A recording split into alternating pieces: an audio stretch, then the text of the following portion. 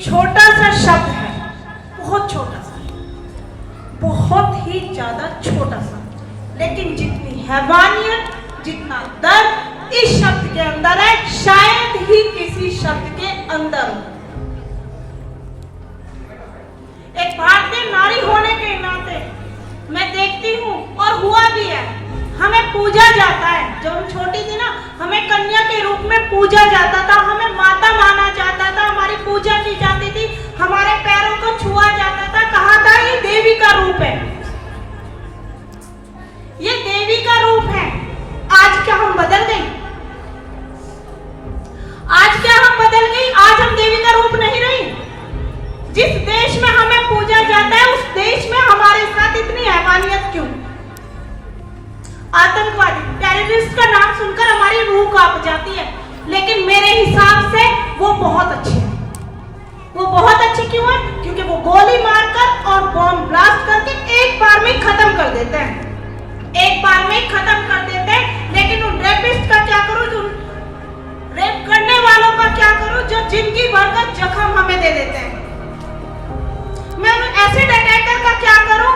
उनका तो छूट जाता है, मुझे आ जाते हैं, घर भी बसा लेते हैं, लेकिन वो जो चेहरा लेकर, वो जो शरीर लेकर वो सारी जिंदगी जीती हैं, उन्हें कोई स्वीकार नहीं करता, उन्हें कोई स्वीकार नहीं करता।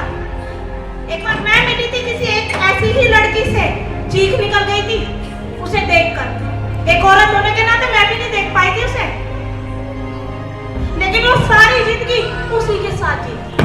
गलती क्या थी उनकी? जो वो पैदा हुई थी, उनके माँ बाप ने सपने देखे थे उनके लिए। और ऐसा नहीं है कि हम औरतें यहीं तक सीमित हैं। अब इंदिरा गांधी को देखिए, अभी हाल ही में जो द्रौपदी मुर्मू हमारी प्रेसिडेंट बनी, उन्हें देखिए, आदिवासी है। एक पहले टीचर थी, फिर क्लर्क थी, और अब भारत की पहली नागरिक है।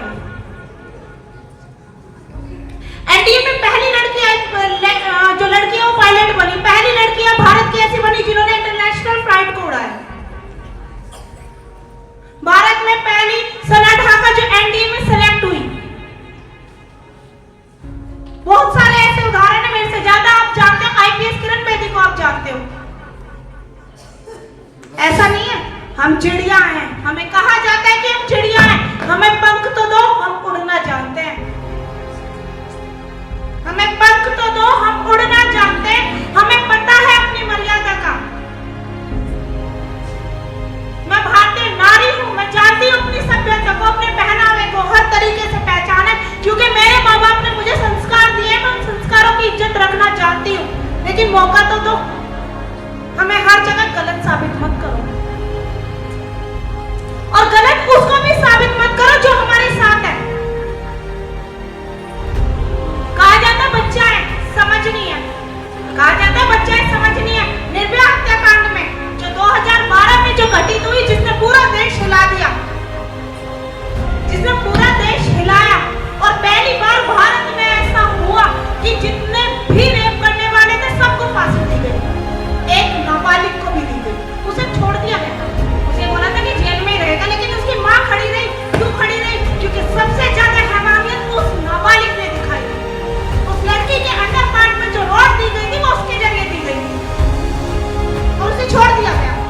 उसे कहा कि नहीं, ये नाबालिग है, जेल में ही रहेगा। लेकिन उसकी माँ खड़ी रही, हमारे कानून के खिलाफ खड़ी रही कि नहीं, अगर वो जिंदा रहेगा तो मैं मरूंगी, अगर आप उसे नहीं मार सकते तो मुझे मार दीजिए, क्योंकि मैं इस एहसास के साथ जिंदा नहीं रह सकती कि जिसने मेरी बेटी के साथ ऐसा किया, जिसने मेरी बेटी की यह हालत कर दी, जो मेरी बेटी होश में आई, तो उसने बस ये कहा कि बहुत दर्द हो रहा है। बाबा को मत छोड़ना जिन्होंने मेरे साथ ऐसा किया, मैं उसे जिंदा नहीं देख सकती।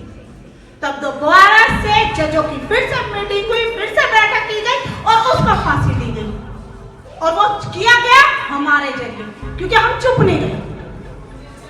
ये हमारे द्वारा ही पॉसिबल हुआ। अगर हम बैठ जाते तो क्या होता? कुछ भी नहीं था, लेकिन वो कंटिन्यू लगे रहे। होता जब भी बहुत ऐतिहासिक थी, सबने किया, लेकिन उसके बाद फिर से चुप बैठ गए, फिर से चुप बैठ गए।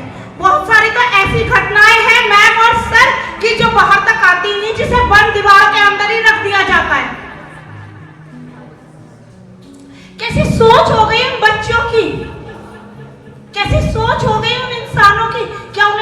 दर्द नहीं दिख रहा? अरे वो तो आतंकवादियों से भी बहुत बुरे हैं। कोई अलग से नहीं आएगा, किसी का अलग चेहरा नहीं कि ये ऐसा है, हम सब में से ही हैं। हमें पहचानना पड़ेगा, उस मानसिकता को बदलना पड़ेगा जिस मानसिकता में प्यार नाम की चीज ही नहीं रही। मेरे दादा मुझे बताते हैं कि अगर किसी को चोट भी लग जाती थी ना तो पूरा गांव इकट्ठा होकर लेके जाया करता था उसको। और अब क्या होता है? अब तो वीडियो बनाई जाती है।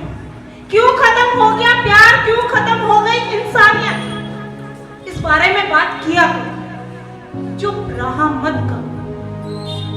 बताया करो बेटों को भी, समझाया करो बेटों को भी कि जैसी तेरी बहन है ऐसी बाहर वालों की भी बहन। जो दर्द आपने कभी घर में देखा होगा, जब पॉलिथीन में आग लगती है ना तो किस तरीके से पिघलती है।